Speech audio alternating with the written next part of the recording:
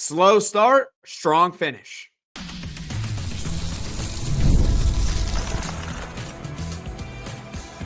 You are Locked On Syracuse, your daily podcast on the Syracuse Orange. Part of the Locked On Podcast Network, your team every day. Hello, everyone, and welcome into Locked On Syracuse. I'm Jackson Holzer, and thank you for making us your first listen of every single day here on the Locked On Podcast Network, where it's your team every day, and we are free and available wherever you get your podcasts. And folks, on tonight's post-game reaction show, we are talking about Syracuse basketball's 82-72 victory over Cornell inside the Dome. Syracuse started this game slow, but of course, by the final score, they finished down the stretch with a 10-point win. We're going to go over why Syracuse started slow, how they were able to turn it around, and the key plays that led Syracuse to a win. Also, I'm proposing that Syracuse basketball finally makes a starting lineup change. I think I've said it before, but it's time, and I think most of you guys are with me on this one. You can see on today's show the headline over there. We're talking about Choppa being in the starting lineup. That's coming up later on in the post-game reaction show. And of course, we're going to look ahead on Syracuse's schedule. They got a little bit of a break, and then they got Tennessee on the road for the ACC-SEC Challenge. Ooh, that's going to be a tough one for Syracuse, but that's coming up later on in the podcast. First, we're going to break down Syracuse versus Cornell. Before we get to that, this episode is brought to you by FanDuel, and you can start the season with a big return on FanDuel. New customers can place a $5 bet, and you'll get started with $150 in bonus bets if you win your first $5 bet. Visit FanDuel.com to get started. Syracuse basketball at one point in this game, it was early, but at one point in this one, we're trailing Cornell 14-2. Mind you, Syracuse basketball hasn't lost to Cornell since 1968. It was 14-2. It was not looking good. I was starting to write notes down, historical events that have happened between the last time Cornell has actually beaten Syracuse in 1968. I mean, the Jets were like a few months away from winning the Super Bowl. The Jets, okay? They were about to win the Super Bowl. I mean, think about that for a moment, for a second here, all right? But they turned it around. Let's talk about why they started slow, though, first, because I think it's important that we talk about that, okay? First off, there was a starting lineup change. For the first time this season, Adrian Autry started a different lineup. Now, I haven't caught Adrian Autry's press conference yet at the time of this recording. Typically, I record as soon as the game is over, so I don't get a chance to see what the coach said. But the lineup was Jair Davis instead of Eddie Lampkin at the 5. Everyone else held true. Jaquan Carlos starting point guard. You had J.J. Starling, Chris Bell, and Donnie Freeman as well. It was just Davis in for Lampkin. Lampkin is dealing with a bad back, and he only played, I think, 9 minutes in this game. So perhaps that's the reason why Adrian Autry made the move. Maybe. I haven't caught the press conference yet, but that's my speculation on it. And with that starting lineup, it was ugly. It was bad in the first half, and it was bad in the second half. Let's talk about really the beginning of this game, though, because on offense in the beginning, I think Syracuse was a little bit tentative. It had been a little bit since they last played. They were settling for too many mid-range jumpers. They just didn't have their rhythm yet. And then once they started figuring out, oh, Cornell's tallest player is 6'8". We're bigger, faster, and stronger, more athletic than Cornell. Maybe we should go to the rim. They weren't making their layups. I mean, at least they were starting to get good looks towards the middle part of the first half, but they weren't going in. They couldn't finish near the rim. It was unbelievable. And we'll talk about the spark later on in the first half, but that was what was going wrong. And on defense, I think the pace kind of shocked Syracuse a little bit. Cornell plays, I believe, at the fastest pace in all of college basketball, and it kind of stunned them. And Cornell was getting the looks it wanted in the beginning of this game. Now, towards the middle part of it, Syracuse's defense tightened up, but at least in the beginning, it was not pretty. And that's why Cornell ultimately led 14-2 at one point in this first half. It was not looking good. So why did it change? And how did it change? Okay, we're going to talk more about this player in the next segment, but Choppa got hot. He got hot in the first half. He stayed hot in the second half. He should have played more in the second half too. More on that later as well. On a third shot attempt in the first half, I don't know what minute mark it was, but it was on a third shot attempt after Syracuse again missed their layups. Elijah Moore hits a right wing three. And then a few minutes later, he hits another three that puts Syracuse within 4. I think after those triples, one of them put Syracuse within 6. The next one put Syracuse within 4. It kind of broke the seal off the rim. And now Syracuse started getting going. It gave them the spark they needed. Choppa Moore, I should say, provided that spark. And defensively, I thought they adjusted well to Cornell's pace. They forced them into tougher shots. And at one point in the first half, Cornell went over 4 minutes without scoring. It's not just Cornell missing shots. It's also good defense for Syracuse. We have to give them credit. And once Elijah Moore's shots were going in, the easy shots were going in as well from Peter M. And Donnie had nice dunks in the first half.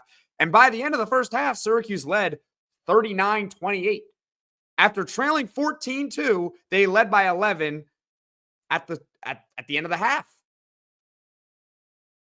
It was a pretty remarkable turnaround where it was maybe the best stretch of basketball, maybe aside from the Texas comeback, that Syracuse has played all year. And they led by 11. I'm thinking, okay, can they do that for another 20 minutes? Well, this is where they get cute. This is where I had to kind of criticize Adrian Autry here for a second. The starting lineup did not work to begin the game. It didn't work. So what does Adrian Autry do? Well, Choppa Moore, he's lighting it up from deep in the first half. I believe he had 13 points in the first half. Finished with, I think, a team high as well. Yeah, Elijah Moore had 13 points in the first half and finished with 19 for the game, which was actually second behind Donnie Freeman. But, he's hot and everything like that. So let's just sit him for the first 7 minutes of the second half. Let's roll with the starting lineup once again to start the second half. And I charted it. Syracuse went from up 11 to only up 4 by about the 13-minute mark. So it had been about 7 minutes, and they're now only up 4. And then Autry makes a couple of substitutions, and a few minutes later, Syracuse is back up by 11. Made no sense to me. Adrian Autry there, I think, got too cute. I think he wanted to try his starting lineup again. It backfired again, but luckily Syracuse was able to close the deal. They were kind of trading buckets with Cornell at one point in the second half, but Syracuse was comfortably ahead throughout most of the second half, most of it. They have a 7-point lead with 4 minutes to go, but then Cornell, they start to kind of go on a little bit of a run. Actually, I should correct myself. Syracuse led by 9 at one point, but Cornell gets within 4 with 2:40 to go in the game. Uh-oh. Is Syracuse going to blow the game? But that's when the defining moment of the game occurred. Lucas Taylor with an incredible block near the rim. His defender had gotten by him. He goes up. He rejects him. It was a huge block because at this point, if he doesn't block him there, Cornell is only within 2 points with just a couple minutes left in the game. And you would feel the uneasiness, but it was that block. And then in transition, Choppa Moore hits a left wing three, and that was the dagger. It put Syracuse up by 7, and eventually they close out with an 82-72 win. It wasn't perfect. It wasn't pretty at times. They started slow in both halves, something that cannot continue against Tennessee coming up. But they did beat them by 10. That's a decent margin against an inferior team. So overall, I think coming up, if they make this lineup change, they could be a better team going forward. So let's not mess around here. Coming up, let's talk about the lineup change that Syracuse basketball really needs to make. Get ready to tackle the NFL action with FanDuel, America's #1 sportsbook, because right now new customers can bet $5 and get $150 in bonus bets if you win.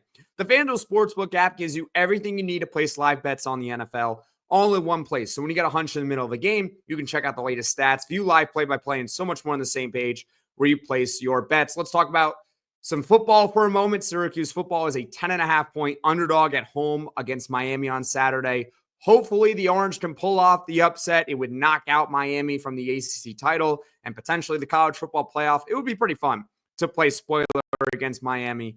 That's coming up on Saturday. And what do you think of those odds? Well, you can decide for yourself at FanDuel. Just visit FanDuel.com to join today, and you'll get started with $150 in bonus bets if you win your first $5 bet. That's FanDuel.com. Never waste a hunch and make every moment more with FanDuel, an official sportsbook partner of the NFL.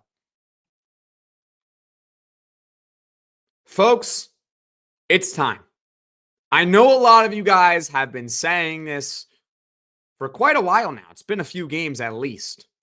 I think I've at one point said it too. I've suggested it, but it's time.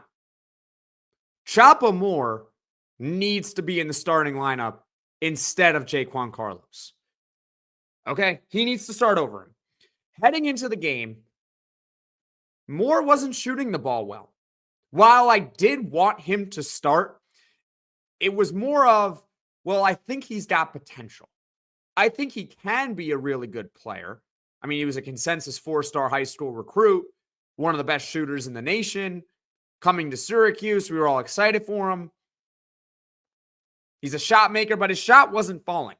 Heading into this game, he was shooting 38% from the field, 20% from the three-point line. That's not going to cut it. Well, guess what, folks? It happened.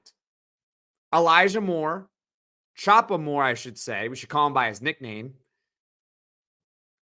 He finally had his welcome to Syracuse game.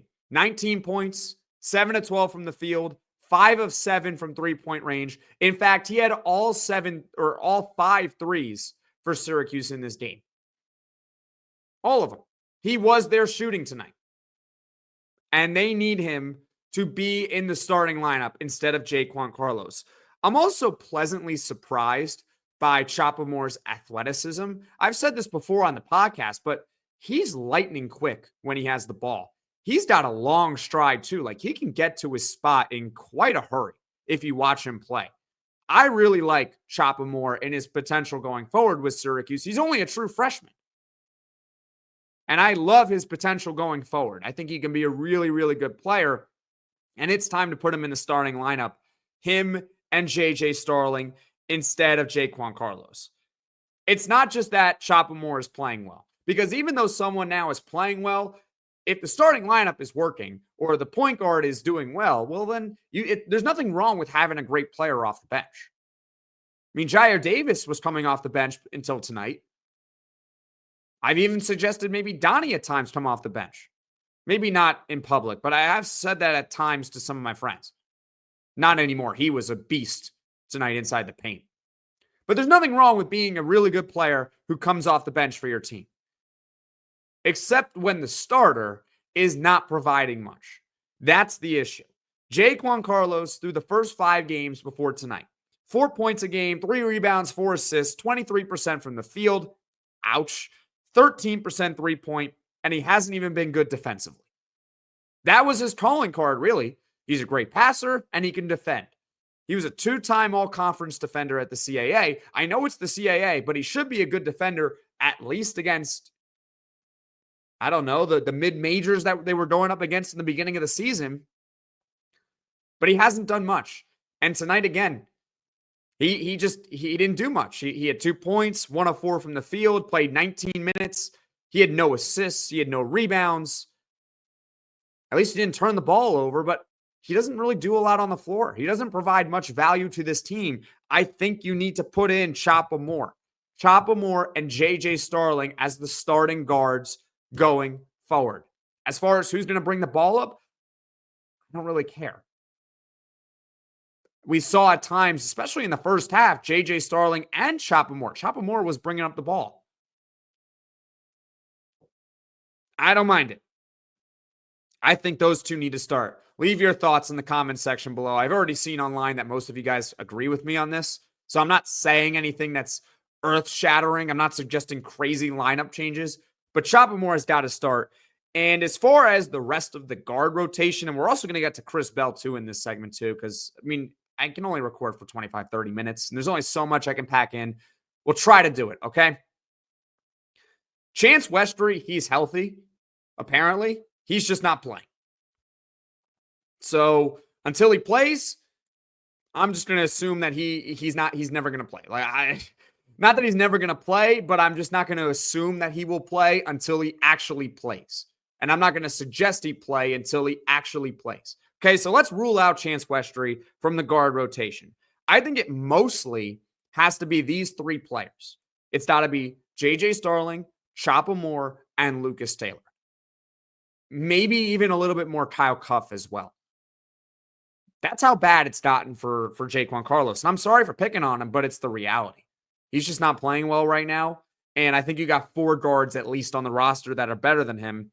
I mean, we know JJ's got to play. He's the best scorer on the team. I already told you that Choppa Moore, he finally had his game. He needs to play more. I love Lucas Taylor. Lucas Taylor's not the greatest offensive player in the world, but I already mentioned in the previous segment that he made the play of the game on defense with that rejection at the end of the game. Kept it a 2-possession lead for Syracuse. Led to Choppa Moore's 3 that put Syracuse up 7.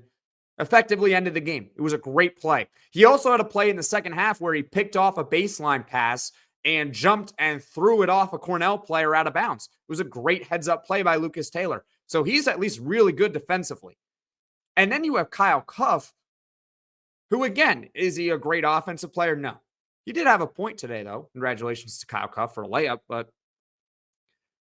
I've never been the biggest Kyle Cuff fan, but the one thing I've always said about Kyle Cuff is, well, at least when he's on the floor, he can provide you some pretty good defense. So where does that leave a guy like Jaquan Carlos? You're going to play J.J. Starling. You got to play Choppa Moore. Choppa more. Lucas Taylor, we need him for defense.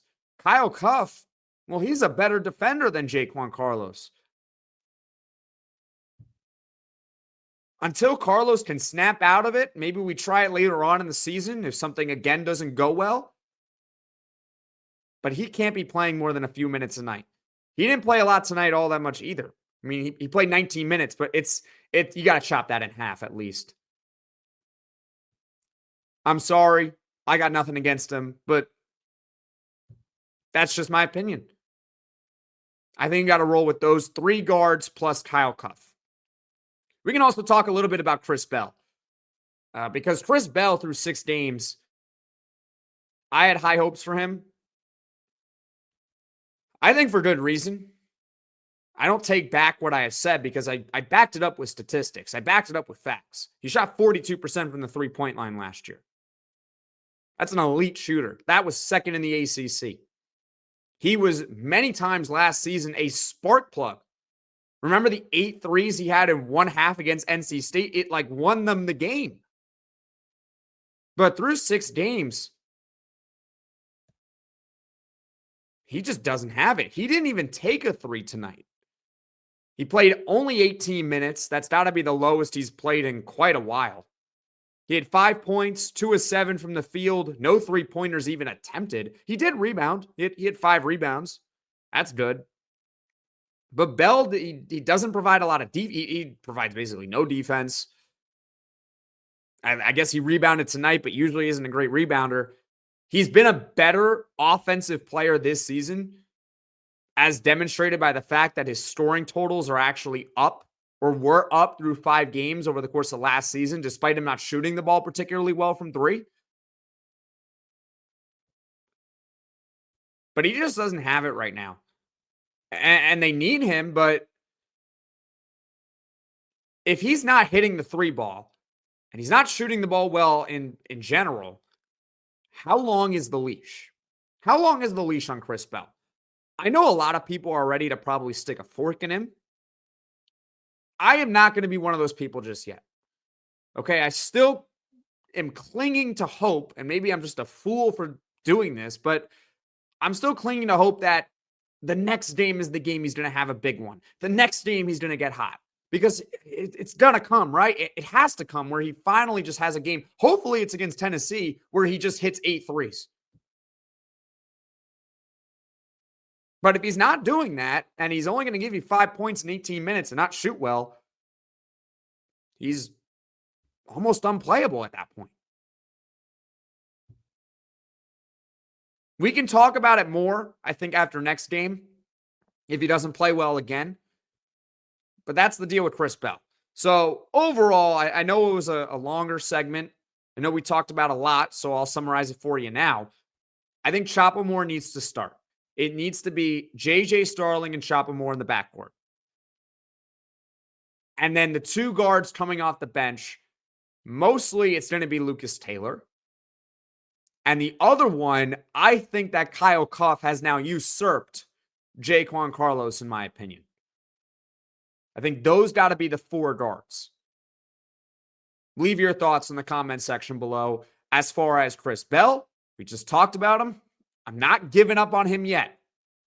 But if he has another performance like he did tonight, I don't think he can be in the starting lineup either.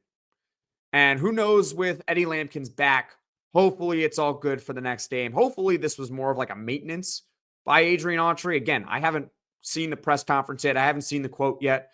When I have an update, I'll pin a comment in the comment section below. But I record these as soon as the game is over. So, those are my thoughts on the starting lineup. Now, coming up, Syracuse basketball gets a nice break. And then Tennessee.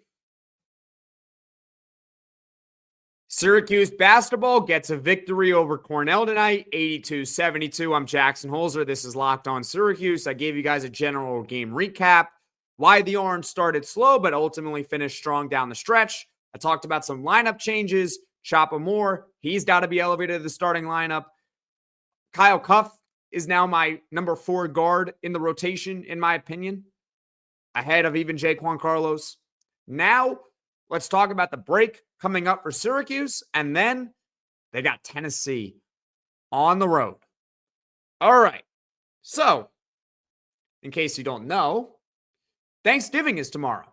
Happy early Thanksgiving, everyone. And by the way, I'll tease it later on, but there's a podcast coming up at 6 a.m. So you're going to be able to wake up on Thanksgiving morning and you can tune into a Locked On Syracuse podcast. Brand new, fresh content. We're going over the quarterback play in the upcoming football matchup. Cam Ward, Kyle McCord. It'll be a good episode, so you should check it out tomorrow. As far as this podcast is concerned, the team, well, they're not playing on Thanksgiving. They get a nice little break. A lot of teams do play on Thanksgiving. I kind of find that a little bit annoying that college basketball games are still going on Thanksgiving, but that's neither here nor there. But Syracuse is not one of them. And neither is Tennessee. Now, hopefully, Syracuse, they don't get all fat and happy during the break. Not that they have too much of a reason to get fat and happy, but, hopefully they lay off the stuffing a little bit. You know what I'm saying? Eat that turkey, eat that mashed potatoes, but don't go crazy. Now, for Tennessee, on the other hand, what I'm thinking is I think everyone here should be sending them extra stuffing. Whatever the Tennessee players want. You want extra stuffing, you want extra cranberry sauce, whatever you want on the Thanksgiving table. We can butter up the turkey a little bit more and send them to them as well. Make sure that the butter has extra fat in it. Because hopefully that's what happens.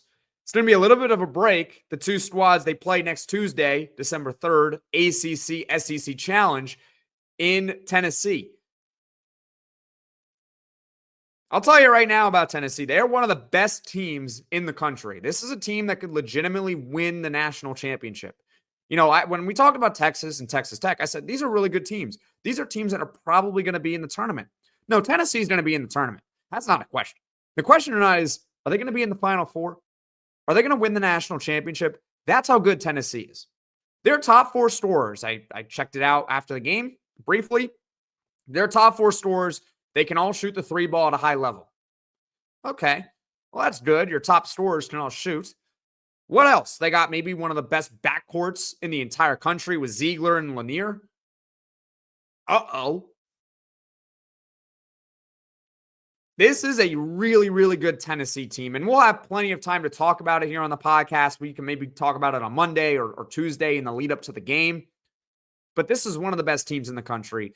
And Syracuse basketball, I referenced this. I actually talked exclusively about this for a while in the Legends Classic Takeaways episode.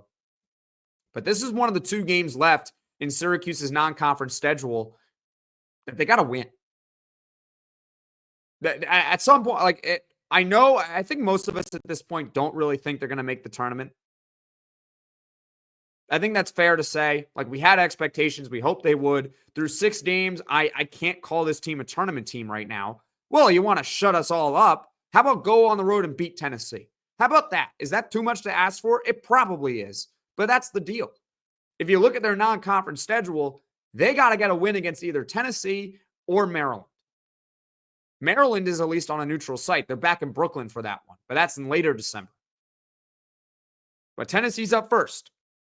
And if you want to be a team like, I keep referencing them, but it's the reality. You want to be like Clemson last year, be a 6th seed in the tournament with a mediocre conference record.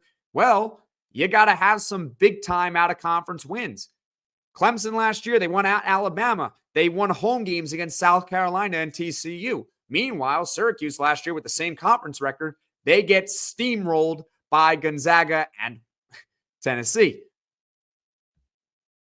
So,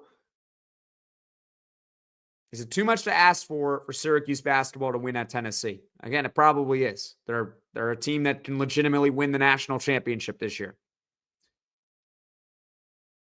But hey, Syracuse, if you win this game, you're probably going to make the NCAA tournament. That's all I'm going to say. As far as what is coming up on the rest of the podcast, or not this podcast, but as far as what is coming up on the future for this podcast, okay? I already told you guys at the beginning of this segment, we got a full podcast tomorrow morning. It's dropping at 6 a.m. Eastern. Now, I'm not expecting you guys to wake up at 6 a.m. Eastern, but just so you all know, when you wake up in the morning, there will be a fresh Locked On Syracuse podcast. Happy Thanksgiving to you all. I decided I wanted to be nice and give you guys a fresh, brand new podcast. The podcast will go over the quarterback play. How could we not talk about the quarterback play for Syracuse football and the Miami Hurricanes? It's Kyle McCord versus Cam Ward. This is one of the premier quarterback matchups you're going to find in college football. And so I'm breaking it down on the podcast tomorrow at 6 a.m. Eastern. Again, I don't expect you to wake up at 6 a.m. Eastern, but it will be on your timeline tomorrow morning. Friday, we got 2 episodes on Friday. Okay, we got a lot of content for this Syracuse-Miami game for good reason, because it's Syracuse and Miami. Crossover episode, a full podcast with Alex Dono, the host of Locked On Canes. That should be a good one. And then coming up later in the day as well, we got Poll Friday, which is how many points is Syracuse football going to need to score in order to beat Miami? I think it's going to be a lot. You can also leave your comments on that in the comment section below to this video if your heart desires that. So those are the plans coming up on the podcast. In summary, we got a full podcast tomorrow morning. Happy Thanksgiving to you all, breaking down the quarterback play of Syracuse and Miami. Friday, crossover episode with Alex Dono, the host of Locked On Canes, and Poll Friday, how many points Syracuse needs to score in order to actually beat Miami. And I'll be giving my prediction in that episode as well. Thank you for making Locked On Syracuse your first listen today. And for your second listen, you can check out the Locked On ACC podcast. Earlier this week, I actually hosted a couple of episodes, but Alex Dono is back in action with Kenton Gibbs. They keep it real and they bring you the truth about where your favorite ACC team stands within the conference. You can find Locked On ACC on YouTube or wherever you get your podcasts. Folks, thank you all so much for watching. Thank you all so much for listening. If you like this video, click that like button. If you really liked it, subscribe to the channel. Turn on those notifications so you know right away when I am dropping the next podcast. And everyone, happy Thanksgiving.